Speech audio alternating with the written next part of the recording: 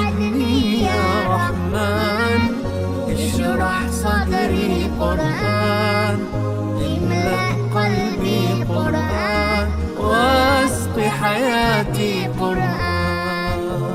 لا إله إلا الله، لا إله. بسم الله، الحمد لله، والصلاة والسلام على أشرف الأنبياء والمرسلين نبينا محمد وعلى آله وصحبه وسلم. أما بعد، maanta waxaan rabaa inaan kuu hadiyeeyo xadiis uu nebiga sala allahu calayhi wasalam uu leeyahay: kalimataani khafiifataani cala allisaan thaqiilataani fi lmiisaan xabiibataani ila arraxmaan subxaana allahi wabixamdih subxaana allahi alcadiim.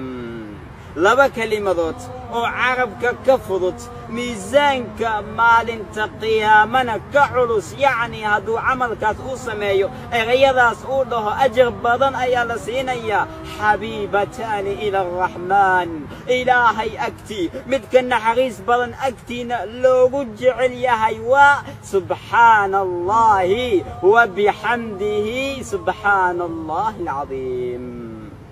camal yar weeyaan, ajar badan aad ku helaysid, rabbina uu jecel yahay caza wajal. isku xir ilaahay subxaanahu wa tacaala. ilaah wuxuu leeyahay caza wajal: fadkuruunii adkurukum. xusa aan idin xuse, mar walba xus.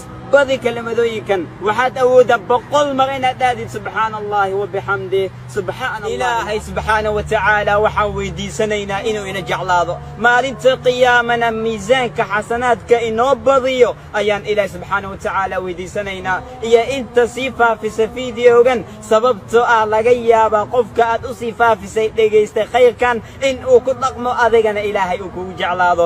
baaraka allahu fiikum, wassalaamu calaykum ورحمة الله وبركاته.